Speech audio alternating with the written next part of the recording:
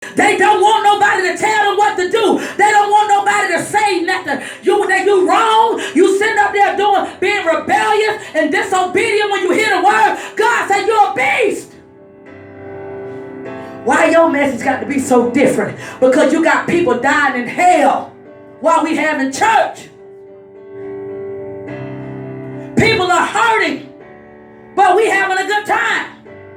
Pastors are committing suicide because they trying to pet your demons. I ain't going to commit suicide trying to make you feel good about yourself. Don't come in here if you don't want the truth. Don't watch it if you don't want to hear the truth. That's right. Tell them, don't listen to it. Well, why you got to be so loud? Because people are dying. People are hurting. You got children are bound. Children are being molested while the parents are having a good time. You going to 5 churches and you still don't have no power. Something is wrong. Y'all see you see how we don't got cold? If Jesus if he used these men for 3.5 years and they turned the world upside down.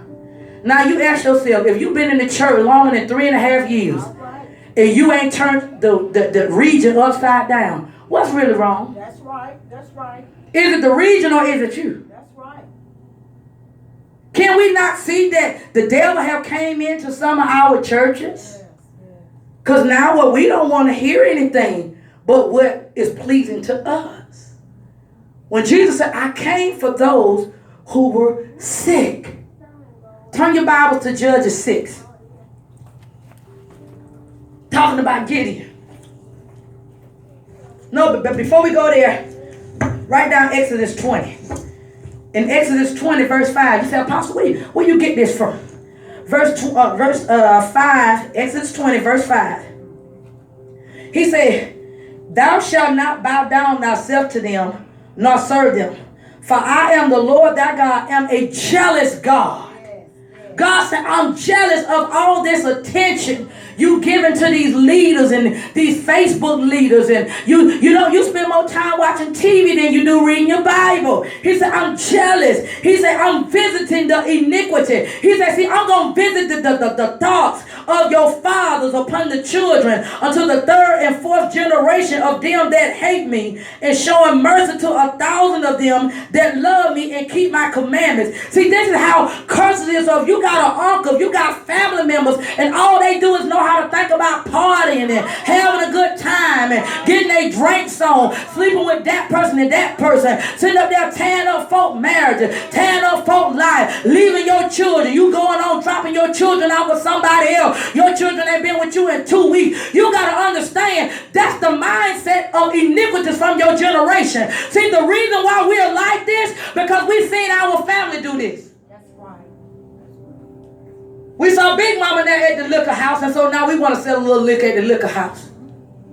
We seen Big Mama will sleep around with somebody, when her husband go to work, somebody else come in the house. So now they taught us how to do the same thing.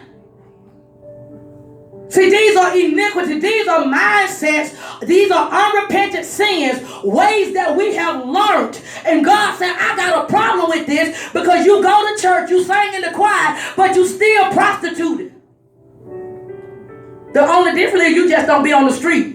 The only difference is on Monday, Bobby come. 12 o'clock, John come. Wednesday the next day, James come. Thursday the next day, come on here, Robert come. Friday the next day. Every day you got somebody coming at 12 o'clock midnight and they leaving you a little money on the table. You got to understand you are bringing them same generation of demons into your house, and then you wonder why your daughter is very promiscuous, because those demons that's in your bloodline that came from Big Mama and your mama now them demons in you, now them demons coming to your child, and you wonder why these children are masturbating, why these children are looking at all this sex stuff, because we brought the demons in the house. See, God said this stuff is being passed down while you up here being jealous of somebody. God said you deal with why your husband don't want to be with you. You talking about somebody else's husband, but your husband won't even sleep in the bed with you. Your husband won't even come home to you. You want to put on the scene in front of folk like y'all got it together when your marriage is jacked